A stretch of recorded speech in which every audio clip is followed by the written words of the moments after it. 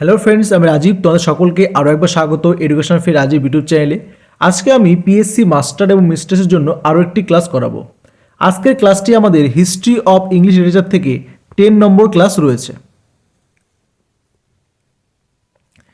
এই ক্লাসে আমরা 18 সেঞ্চুরির ইংলিশ লিটারেচার, এই সেঞ্চুরির কি পয়েন্টস কি আছে এবং সব শেষে কিন্তু আমরা বেশ কিছু এমসিকিউ কোশ্চেন ডিসকাস করব। ওকে, তাহলে দেখো এখানটাতে আমাদের প্রথমে যেটা দেখবো আমরা যে আমাদের যে রয়েছে 18 সেঞ্চুরি ইংলিশ লিটারেচারটা, তার সম্পর্কে কিন্তু একটু ডিটেলসে আমাদের জানতে হবে। ঠিক আছে, তোমাদের কিন্তু প্রত্যেকটা বিষয় খুব সুন্দরভাবে আমি রাখার চেষ্টা করব, যাতে তোমরা খুব সহজেই প্রত্যেকটা বিষয় তোমরা অবজার্ভ করতে পারো এবং তোমাদের কনসেপ্টগুলো ক্লিয়ার করতে হবে কিন্তু ফার্স্ট অফ অল। ওকে, তাহলে এখানটা দেখো আমাদের যেটা বলা হয়েছে যে দেখো বলেছে the 18th century listed from 1st January 1701 to 31st December 1800। Okay, তো দেখো এখানটাতে যে বিষয়টা বলা রয়েছে আমাদের মূলত এই যে আমাদের রয়েছে 18তম শতাব্দী, সেটা কিন্তু 1 জানুয়ারি 1701 থেকে 31 ডিসেম্বর 1800 পর্যন্ত কিন্তু স্থায়ী হয়েছিল। Okay, during the 18th century, elements of enlightenment thinking culminated in the Atlantic revolutions. ওকে, দেখো এখানটাতে বলা রয়েছে যে এই যে সময়টা, এই সময় কিন্তু আলোকিত চিন্তা ভাবনা। ওকে, দেখো আমরা কিন্তু জেনেছি যে 18th সেঞ্চুরিটা কিন্তু এনলাইটমেন্টও কিন্তু বলা হয়ে থাকে। ঠিক আছে, এই সময় কিন্তু যে আলোকিত চিন্তা ভাবনার উপাদানগুলো, সেটা কিন্তু একটা অ্যাটলান্টিক বিপ্লবে কিন্তু পরিণত হয়েছিল। Okay, revolutions began to challenge the legitimacy of monarchical and aristocratic power structures. Okay, যে বিপ্লবগুলি রাজতান্ত্রিক এবং অভিজাত ক্ষমতার কাঠামোর বৈধতাকে বা ন্যায্যতাকে কিন্তু অভিযোগ বা আপত্তি করতে শুরু করেছিল। তাহলে দেখো আমাদের যে এই যে বিষয়টা রয়েছে, এই যে আমরা কয়েকটা লাইন এখানে ডিসকাস করলাম 18th সেঞ্চুরি সম্পর্কে, তোমরা কিন্তু এই বিষয়টাকে 18th সেঞ্চুরি একটা কিন্তু ইন্ট্রোডাকশন হিসেবে ধরতে পারো। ওকে, তাহলে এইভাবে কিন্তু আমাদের 18th সেঞ্চুরিটা কিন্তু স্টার্টিং হয়েছে। এবং দেখো এরপরে আমাদের যে বিষয়টা রয়েছে সেটা কিন্তু দেখতে পাচ্ছ তোমরা এখানে যে কি পয়েন্টস অফ 18th সেঞ্চুরি। ওকে, তো ফার্স্ট অফ অল দেখো এখানটাতে আমাদের যে বিষয়টা বলা হয়েছে যে টাইম ফ্রেম। তাহলে টাইম ফ্রেমটা মূলত কী আছে, টাইম ফ্রেমটা কিন্তু আমরা ডিসকাস করেছি যখন ইন্ট্রোডাকশন ক্লাসটা করানো হচ্ছিল, সেই পিপিটিতে কিন্তু আমরা দেখেছিলাম। তো এইখানটা দেখো যে আমরা আর একটু জেনে নিই যে টাইম ফ্রেম বেসিক্যালি মূলত সময়সীমা, যে আমাদের এই যে রয়েছে সেঞ্চুরিটা 18th সেঞ্চুরি, সেটার সময়সীমাটা কী আছে, যে কবে থেকে স্টার্টিং হয়েছে এবং সেই কত সময় ধরে সেটা চলেছিল, এটাই কিন্তু টাইম ফ্রেমের মধ্যে চলে আসবে। ওকে, তো এইখানটা দেখো বলেছে the 18th century spans from 1701 to 1800। Okay, তাহলে এটা কিন্তু আমাদের রয়েছে 18th সেঞ্চুরির টাইম স্প্যান যদি বলে থাকি, সেটা কিন্তু রয়েছে এটা যে 1701 থেকে 1800 পর্যন্ত কিন্তু স্থায়ী হয়েছিল আমাদের এই সেঞ্চুরিটা 18th সেঞ্চুরি। ওকে, এরপরে দেখো বলা হয়েছে যে সেন্ট্রাল থিম, যে কেন্দ্রীয় আমাদের বিষয়টা কি আছে, দেখো এখানটা রয়েছে যে এজ অফ এনলাইটমেন্ট। ওকে, আমাদের কিন্তু এই সেঞ্চুরিটাকে এজ অফ এনলাইটমেন্টও কিন্তু বলা হয়ে থাকে এবং আরও বিভিন্ন নামে কিন্তু আমরা এই সেঞ্চুরিটাকে আমরা জানতে পারি এবং মনে রাখতে হয় আমাদের প্রত্যেকটা বিষয়। এক এক করে সেগুলো আসবে, এক এক করে তোমাদের কাছে আমি ডিসকাস করব। তো এইখানটা দেখো আমরা যে সমস্ত বিষয়গুলো দেখতে পাচ্ছি, যেখানে দেখো বলেছে this intellectual movement emphasised rational thought, scientific progress and individual liberty, challenging establish religious and political hierarchies. Okay, তো মূলত এখানটাতে যে আমাদের রয়েছে যেটা আলোকিতকরণের যুগ, আমরা কিন্তু জেনেছি এই যে আমাদের 18th সেঞ্চুরি, এটা কিন্তু একটা আলোকিতকরণের যুগ, যাকে আমরা এজ অফ এনলাইটমেন্ট বলে যাচ্ছি। ওকে, এবং দেখো এই সময়টাতে কিন্তু একটা বৈজ্ঞানিক অগ্রগতি যেটা আমরা লক্ষ্য করেছিলাম এবং একটা যুক্তিবাদী একটা চিন্তাধারা সবার মধ্যে একটা কাজ করছিল। ওকে, এবং সর্বশেষে কিন্তু সমস্ত ধর্মীয় ও রাজনৈতিক শ্রেণীবিন্যাসকে কিন্তু চ্যালেঞ্জ করা হয়েছিল এই সময়টাতে। এটা কিন্তু রয়েছে আমাদের সেন্ট্রাল থিম, যেটা রয়েছে এজ অফ এনলাইটমেন্ট। দেখো এরপর পরবর্তী যে কি পয়েন্টটা রয়েছে সেটা কিন্তু রয়েছে আমাদের মেজর ফিগার্স। এই যে রয়েছে আমাদের 18th সেঞ্চুরি, এই যদি মেজর ফিগারের কথা বলা হয়ে থাকে, এখানে দেখো কয়েকটা পয়েন্ট লেখা হয়েছে যে prominent thinkers like Voltaire, Montesquieu, Rousseau and Adam Smith significantly contributed to enlightenment ideas. Okay, দেখো এই যে আমাদের উল্লেখযোগ্য কিছু রাইটার যা রয়েছে Voltaire, Montesquieu, Rousseau, Adam Smith, এই সমস্ত বিশিষ্ট চিন্তাবিদেরা কিন্তু আলোকিত ধারণাগুলিতে তাদের উল্লেখযোগ্য অবদান রেখেছে। ওকে, এটা কিন্তু রয়েছে আমাদের এই 18th সেঞ্চুরি একটা মেজর একটা কি ফিগার বলতে পারি আমরা, বোঝা গেল। এরপরে দেখো আরও কিছু আমাদের কি পয়েন্টস রয়েছে, যেমন প্রথমে যদি ডিসকাস করা হয় যে পলিটিক্যাল আমাদের চেঞ্জেসটা। ওকে, যে রাজনৈতিক যে একটা বিষয় রয়েছে, পলিটিক্যাল চেঞ্জেস যেটা বলেছি, রাজনৈতিক একটা পরিবর্তন। এই রাজনৈতিক পরিবর্তনটাকে আমরা দেখো দুভাগে ডিভাইড করেছি। ওকে, ফার্স্ট ওয়ান দেখো আমেরিকান রিভলিউশন, যে আমেরিকান যে বিপ্লবটা হয়েছে সেটা কিন্তু রয়েছে এখানে একটা মেইন একটা জায়গা। তো এখানটা দেখো যে বলা হয়েছে the American colonies gained independence from great Britain. দেখো আমেরিকান উপনিবেশগুলি কিন্তু গ্রেট ব্রিটেন থেকে স্বাধীনতা লাভ করে। Establishing a Democratic Republic based on enlightenment principal, এবং আলোকিত নীতির ওপর ভিত্তি করে কিন্তু তারা একটি গণতান্ত্রিক প্রতিষ্ঠাতা করেছিল, একটা গণতান্ত্রিক প্রজাতন্ত্র প্রতিষ্ঠাতা করেছিল। এই বিষয়টা কিন্তু রয়েছে আমাদের আমেরিকান রিভলিউশনের মধ্যেখানে। ওকে, এরপর দেখো ফ্রেঞ্চ রিভলিউশন, যে ফরাসি বিপ্লব। A radical upheaval in France led to the overthrow of monarchy and establishing of a new political order, যে ফ্রান্সে একটা আমূল অভ্যুত্থান এবং রাজতন্ত্রের উত্থান এবং একটি নতুন রাজনৈতিক ব্যবস্থা প্রতিষ্ঠা দিয়ে কিন্তু পরিচালিত করা হয়েছিল। তাহলে দেখো এটা কিন্তু রয়েছে আমাদের পলিটিক্যাল যে চেঞ্জেসটা, এটা কিন্তু 18th সেঞ্চুরি একটা মেজর একটা কি পয়েন্ট কিন্তু আমরা বলতে পারি। এটা রয়েছে কিন্তু সামাজিক যে প্রভাবটা, তাহলে সমাজের যে সমস্ত লোকজন আছে তাদের মধ্যে তো একটা প্রভাব পড়বে। তাহলে দেখো সিম্পল ইম্প্যাক্ট, সামাজিক যে প্রভাবটা দেখো প্রথমে রয়েছে রেইস অফ মিডল ক্লাস, ঠিক আছে, যে মধ্যবিত্তের উত্থান। যে এখানটা দেখো বলেছে the growing economy led to the emergence of a new social group of merchant and professionals, যে ক্রমবর্ধমান অর্থনীতি, ব্যবসায়ী এবং পেশাদারদের একটি নতুন সামাজিক গোষ্ঠী উত্থানের দিকে পরিচালিত করেছিল। এটা কিন্তু রয়েছে সোশ্যাল ইম্প্যাক্টের একটা গুরুত্বপূর্ণ পয়েন্ট।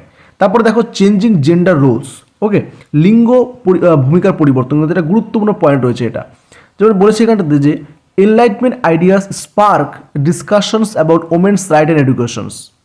ওকে, যে আলোকিত ধারণা নারীর অধিকার এবং শিক্ষা সম্পর্কে আলোচনা জন্ম দিয়েছিল এই সময়টাতে, আমাদের 18th সেঞ্চুরিটাতে। ওকে, তাই দেখো এই সমস্তগুলো কিন্তু রয়েছে আমাদের সোশ্যাল ইম্প্যাক্ট। পরবর্তী দেখো আরও কিছু আমাদের পয়েন্টস রয়েছে, তোমরা দেখতে পাচ্ছ এখানটাতে বলা হচ্ছে প্রথমটাতে যে ইম্প্যাক্ট অন স্পেসিফিক রিজিয়ন্স। ওকে, যে analyse how the 18th century impact different regions like India, যে 18 শতক কীভাবে ভারতের মতো বিভিন্ন অঞ্চলকে প্রভাবিত করেছিল। Where the decline of Mughal empire led to the rise of regional powers and British colonial influence. Okay, তো এখানটা দেখো যে বলা হলো যেখানে মুঘল সাম্রাজ্যের পতন, আঞ্চলিক শক্তি এবং ব্রিটিশ উপনিবেশগুলির প্রভাবের উত্থান ঘটায় তা বিশ্লেষণ করা হয়ে থাকে এই সময়টাতে। নেক্সট দেখো বলেছে art and literature, discuss the influence of enlightenment ideas and artistic movements and literary works, যে আমাদের রয়েছে শিল্প আন্দোলন এবং সাহিত্যকর্মের ওপর আলোকিত ধারণা কিন্তু একটা বিশাল বড় প্রভাব লক্ষ্য করতে পারছি। নেক্সট বলেছে সায়েন্টিফিক অ্যাডভান্টেজমেন্ট, যে বৈজ্ঞানিক অগ্রগতি, highlight key scientific discoveries and innovations during this period. Okay, দেখো এখানটাতে যে এই সময়ের মধ্যে কিন্তু বৈজ্ঞানিক আবিষ্কার এবং উদ্ভাবনগুলি কিন্তু উল্লেখযোগ্য রয়েছে, যেগুলোকে হাইলাইট করা হয়েছে। তাহলে দেখো এই সমস্তগুলো কিন্তু রয়েছে আমাদের 18th সেঞ্চুরি যে সমস্ত কি পয়েন্টগুলো, তাহলে বিষয়টা বুঝতে পারলে। এরপরে দেখো এই যে বিষয়টা রয়েছে আমাদের যে 18th সেঞ্চুরি অ্যান্ড রোমান্টিসিজম 1701 থেকে 1836, এই স্লাইডটা কিন্তু আমরা প্রিভিয়াস ক্লাসও ডিসকাস করেছি, এখানটা তোমরা দেখে নাও। এখানে দেখো যে বলা হচ্ছে যে 18th century English literature was the time of new classicism and literary invention. দেখো আমরা কিন্তু প্রিভিয়াস ক্লাসে ডিসকাস করেছিলাম যে এই যে 18th সেঞ্চুরির সময় কিন্তু ইংলিশ লিটারেচারে কিন্তু একটা বিশাল বড় টাইম রয়েছে, যেখানে তো নিউ ক্লাসিজম বলা হচ্ছে এবং লিটারেরি ইনভেনশন, যে বৈজ্ঞানিক অগ্রগতির মাধ্যমে কিন্তু এই সময় কিন্তু একটা বিশাল বড় প্রভাব লক্ষ্য করতে পেরেছিলাম। এই সমস্তগুলো রয়েছে। এবং যদি ফিচারের কথা বলা হয় থাকে বৈশিষ্ট্য এই সেঞ্চুরি, দেখো নাম্বার 1 যেটা বলেছে ইমিটেশন অফ রোমান রাইটার্স, এই সময় কিন্তু রোমান রাইটার্সদের দ্বারা কিন্তু উদ্বুদ্ধ হয়ে বিভিন্ন লেখালেখি কিন্তু করা হয়েছিল। তারপরে দেখো focus on order and control, এবং লেখার মধ্যে একটা ফোকাস এবং কন্ট্রোলে কিন্তু আমরা লক্ষ্য করেছিলাম, এটা কিন্তু রয়েছে আমাদের সেকেন্ড পয়েন্ট। তারপর দেখো থার্ড নাম্বার বলেছে ডেভেলপমেন্ট অফ ইংলিশ নোভেলস, এই সময় কিন্তু ইংলিশ নোভেলের কিন্তু একটা বিশাল বড় ডেভেলপমেন্ট হয়েছিল, ইংরেজি উপন্যাসে কিন্তু একটা বিশাল একটা উন্নতি বা ডেভেলপমেন্ট আমরা লক্ষ্য করেছিলাম। তাহলে দেখো এখানে কিন্তু 3টে কিন্তু মেজর আমাদের ফিচার্স রাখা হয়েছে 18th সেঞ্চুরি। এবং এরপর যদি বলা হয়ে থাকে আমাদের যে নোটেবল রাইটার্স, তোমাদের মনে রাখতে হবে 18th সেঞ্চুরির যে নোটেবল রাইটার্সগুলো রয়েছে, তোমরা এখানে দেখো এক এক করে যে আলেকজান্ডার পোপ রয়েছে। ওকে, তারপর দেখো জোনাথন সুইট বলা হচ্ছে, ড্যানিয়েল ডিফো রয়েছে, লরেন্স স্টার্ন রয়েছে। ওকে, তাহলে এই সমস্ত রাইটার পাশাপাশি আরও রয়েছে, দেখো এখানটাতে যে বলেছে ম্যাথিউ গ্রেগরি লুইস, এই সমস্ত রাইটার রয়েছে। তারপর দেখো অলিভার গোল্ডস্মিথ রয়েছে এবং রিচার্ডস বিন্সলে শেরিডন। তাহলে দেখো এই যে নামগুলো বলা হলো, এটা কিন্তু নোটেবল রাইটার রয়েছে আমাদের 18 সেঞ্চুরি এবং এদের অবদান কিন্তু উল্লেখযোগ্য রয়েছে আমাদের 18 সেঞ্চুরিতে। তাহলে বোঝা গেল বিষয়টা। এরপর দেখো বলা হয়েছে যে এমসিকিউ কোশ্চেন্স অন 18 সেঞ্চুরি। তাহলে দেখো এখন কিন্তু আমরা এই যে রয়েছে আমাদের 18 সেঞ্চুরি, এখান থেকে কিন্তু বেশ কিছু এমসিকিউ কোশ্চেন ডিসকাস করব। এখানটা দেখো তোমরা কোশ্চেন নাম্বার 1 আমাদের বলা হয়েছে যে we can divide 18 century literature into dash group. তাহলে আমাদের 18 সেঞ্চুরি লিটারেচারকে আমরা ক ভাগে ভাগ করতে পারি। দেখো এখানটা দেখো অপশন বলেছে 6, 4, 3 নাকি 2। তো আমাদের দেখো আমাদের মনে রাখতে হবে আমাদের কিন্তু 18 সেঞ্চুরি লিটারেচারকে আমরা 3 ভাগে ডিভাইড করতে পারি। তাহলে কারেক্ট আনসার করে দেবো এখানে অপশন নাম্বার সি, যে we can divide 18 century literature into 3 groups. Okay, এরপর দেখো নেক্সট কোশ্চেন নাম্বার 2 বলেছে 18 century is also known as. দেখো এরকম কোশ্চেন কিন্তু আমরা প্রিভিয়াস ক্লাসগুলোতে ডিসকাস করেছি। তো এখানে দেখো কোশ্চেনটা রয়েছে, তো কোশ্চেনটা দেখো আমাদের অপশন বলেছে Augustan age of reason, both A and B নাকি নান অফ দি অ্যাভব নাকি কোনোটি নয়। তো দেখো কোশ্চেন আনসার করার আগে তোমরা পাশে দেখো কয়েকটা পয়েন্ট আমি লিখে দিয়েছি, তোমরা দেখে নাও এখানটাতে। দেখো বলা হয়েছে the 18th century in England is called the classical age or the age of Augustan in literature. Okay, দেখো এখানটাতে বলা হলো যে আমাদের যে রয়েছে ইংল্যান্ডে যে 18 শতাব্দী, এটা কিন্তু দেখো যে আমাদের ক্লাসিক্যাল এজ হতে পারে বা এজ অফ অগাস্টানও বলা হতে পারে, এ দুটো পাচ্ছি আমরা। এবং পাশাপাশি দেখো আরও বলা হয়েছে যে it is also call the age of good sense or the age of reasons. তাহলে দেখো এটা কিন্তু আমাদের প্রত্যেকটা বিষয় ক্লিয়ার হয়ে যাচ্ছে এখান থেকে। দেখো যে আমাদের অপশন লক্ষ্য করে এবার দেখো এখানটা দেখো আমাদের কিন্তু অগাস্টান এজটাও রয়েছে এবং দেখো এজ অফ রিজনটাও রয়েছে। তাহলে আমাদের কিন্তু কারেক্ট আনসার করতে হবে এখানে অপশন নাম্বার সি, যেখানে দেখতে পাচ্ছি আমরা যে বোথ এ অ্যান্ড বি রয়েছে। তাহলে এটাই কিন্তু আমাদের কারেক্ট আনসার করতে হবে এখানটা। তাহলে বুঝতে পারছো তোমরা যে 18th century is also called বা 18th century is also known as Augustan age of reason, এভাবে কিন্তু বলা হতে পারে। তাহলে বোঝা গেল বিষয়টা। তাহলে আশা করবো তোমরা কোশ্চেনটা একটু বুঝতে পেরেছো। চলো তাহলে পরবর্তী কোশ্চেন দেখি আমরা।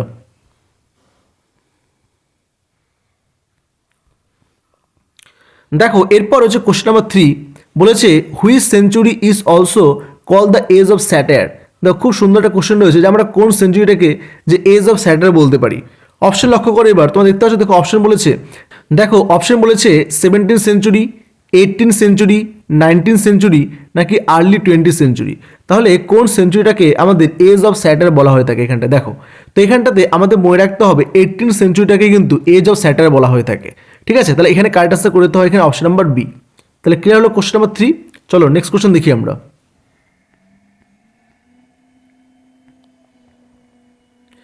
নেক্সট দেখো কোশ্চেন নাম্বার 4 বলা হয়েছে to which writers were the term classical used for the first time.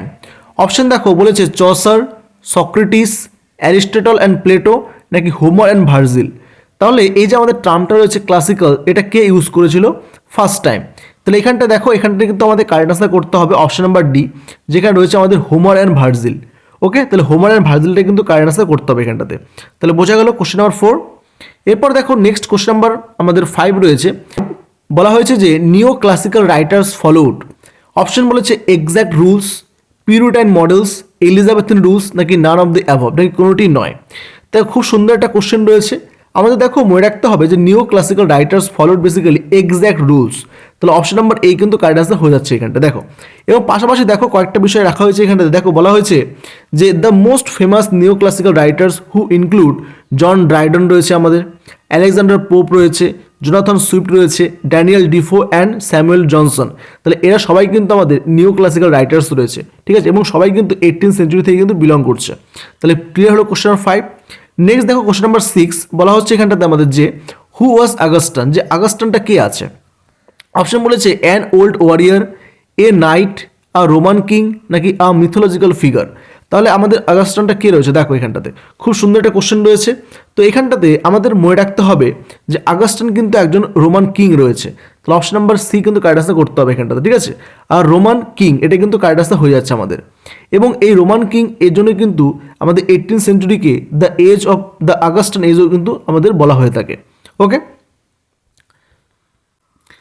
এরপর কোশ্চেন নাম্বার 7 বলেছে why is the 18th century known as Augustan age.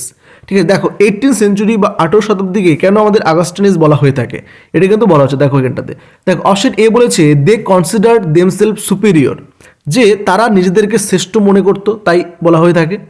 Option B, writers consider themselves parallel to brilliant writers of Rome, যে আমাদের লেখকেরা তারা কিন্তু রোমের যে সমস্ত লেখকরা আছে তাদের মতে মনে করছে, তাদের জন্য বলা হয়ে থাকে। দে ফেল্ড প্রাইড, তারা গর্ববোধ করছে তার জন্য, নাকি নান অফ দিস, নাকি কোনোটি নয়। তাহলে এখানটা দেখো, এখানটাতে আমাদের মনে রাখতে হবে যে এখানে কিন্তু কারেক্ট আনসার করতে হবে আমাদের অপশন নাম্বার বি, যে writers consider themselves parallel to brilliant writers of Rome, যে আমাদের 18th সেঞ্চুরি রাইটাররা রয়েছে তারা কিন্তু আমাদের রোমের রাইটার্স রয়েছে তাদের মতো কিন্তু আমাদের কিন্তু লেখা আমাদের রয়েছে, তার জন্য কিন্তু বলা হয়ে থাকে। আমরা কিন্তু ফিচার্সটা দেখেছিলাম যখন 18th সেঞ্চুরি ফিচার্সটা ডিসকাস করছিলাম, সেখানে কিন্তু আমরা ক্লিয়ারলি মেনশন করেছিলাম যে ইমিটেড রাইটার্স বাই রোম, যে রোমের যে লেখা রাইটার রয়েছে তাদের মতো লেখার কিন্তু তারা অনুসরণ করছিল। তার জন্য কিন্তু আমাদের এই এজটাকে, মানে আমাদের 18th সেঞ্চুরিটাকে দ্য এজ অফ আগাস্টান এজও বলা হয়ে থাকে। এবং আগাস্টান যে রয়েছে সে কিন্তু একটা রোমান আমাদের কিং রয়েছে। আমরা কোশ্চেন নাম্বার 6 ডিসকাস করেছি যে আগাস্টান কিন্তু রোমান কিং রয়েছে, তাহলে রোমান রাইটারদের মতো অনুসরণ করছে, তাই কিন্তু এখানে করতে হবে আমাদের অপশন নাম্বার বিটাই কারেক্ট আনসার করতে হবে এখানটাতে। তাহলে বোঝা গেল বিষয়টি। এরপর দেখো রয়েছে আমাদের কোশ্চেন নাম্বার 8। কোশ্চেন নাম্বার 8টা আমাদের বলেছে এখানটাতে যে which Literary জানরা prevailed in 18th century. ঠিক আছে, দেখো 18th সেঞ্চুরিতে কোন আমাদের জানরাটা প্রচলিত ছিল। অপশন বলেছে ড্রামা, নোবেল, প্রোস, নাকি পোয়েট্রি। এখানটা দেখো খুব সুন্দর একটা কোশ্চেন রয়েছে, তো আমাদের এখানে মনে রাখতে হবে 18th সেঞ্চুরিটা কিন্তু এই সময় যে বিষয়টা প্রচলন ছিল সেটা কিন্তু নোবেল করতে হবে এখানটাতে। কারেক্ট আনসার করতে হবে অপশন নাম্বার বি, যেখানে রয়েছে নোবেল। ওকে, নেক্সট দেখো কোশ্চেন নাম্বার 9 বলেছে journals, magazines and pamphlets became common in dash century, যে কোন সময় আমাদের এই সমস্ত বিষয়গুলো কমন ছিল, journal, novels and pamphlets. Option বলেছে 17th century, 18th century, 19th century, নাকি আর্লি 20th সেঞ্চুরি। দেখো খুবই সুন্দর একটা কোশ্চেন রয়েছে, তো আমাদের মনে রাখতে হবে যে আমাদের যে রয়েছে 18th সেঞ্চুরি এই সময়টাই কিন্তু সমস্ত বিষয়গুলো কিন্তু কমন ইউজ হতো, তাই এখানটাতে কারেক্ট আনসার করে দিতে হবে আমাদের 18th সেঞ্চুরি। ওকে, চলো নেক্সট কোশ্চেন দেখি। এবং দেখো এখানে নেক্সট কোশ্চেন হচ্ছে কোশ্চেন নাম্বার 10, এবং কোশ্চেন নাম্বার 10টা কিন্তু আজকের এই ক্লাসে লাস্ট কোশ্চেন আমাদের রয়েছে। দেখো এখানটা দেখো বলেছে in the 18th century dash became dominant in poetry. তো এখানটা দেখো অপশন বলেছে heroic poetry, free verse, both A and B, নাকি lyrical. Okay, heroic couplets were widely used in 17th and 18th century English poetry. Okay, দেখো 17 এবং 18 শতকের ইংরেজি কবিতায় কিন্তু হেরোইক কাপলেটসের একটা ব্যাপক প্রভাব বা ব্যাপক একটা ব্যবহার কিন্তু লক্ষ্য করা হয়েছে। ঠিক আছে, leading poets who wrote in and perfect the use of heroic couplets were John Dryden and Alexander Pope. এবং যে সমস্ত লেখকেরা নেতৃত্ব দিয়েছে তাদের মধ্যে কিন্তু উল্লেখযোগ্য রয়েছে আমাদের জন ড্রাইডন, আলেকজান্ডার পোপ। তাহলে কারেক্ট আনসার কিন্তু করতে হবে এখানটাতে আমাদের অপশন নাম্বার এ, যেখানে রয়েছে হেরোইক কাপলেটস। এবং তোমাদের যদি কোশ্চেন করা হয়ে থাকে যে ডোমিনেন্ট স্টাইলটা কী আছে আমাদের 18th সেঞ্চুরি, তোমাদের কিন্তু মনে রাখতে হবে সেটা নিও ক্লাসিজম। এবং লিডিং পোয়েট যদি বলা হয়ে থাকে তাহলে কিন্তু আলেকজান্ডার পো আমাদের করতে হবে। তাহলে বোঝা গেল বিষয়টা। তাহলে দেখো এই কিন্তু ছিল আমাদের আজকের এই ক্লাসটা, যেখানে আমাদের 18th সেঞ্চুরি সম্পর্কে একটু ডিটেলসে এক্সপ্লেন করার চেষ্টা করেছি, এবং বেশ কিছু 10টা কোশ্চেন আমরা রেখেছি এখানে ডিসকাস করেছি, এবং পরবর্তীতে কিন্তু এখান থেকে আরও ক্লাস প্রোভাইড করা হবে। তোমরা এই চ্যানেলের সাথে যুক্ত থাকো, এখানে কিন্তু আরও ক্লাস প্রোভাইড করা হবে অ্যাসিস্ট্যান্ট মাস্টার মিস্ট্রির জন্য। আশা করব তোমাদের প্রত্যেকটা ক্লাসই কিন্তু হেল্পফুল হবে আপকামিং এক্সামগুলোর জন্য। তোমরা অবশ্যই চ্যানেলের সাথে যুক্ত থাকো। আজ এই পর্যন্তই, ভিডিওটা শেষ পর্যন্ত দেখার জন্য অসংখ্য ধন্যবাদ।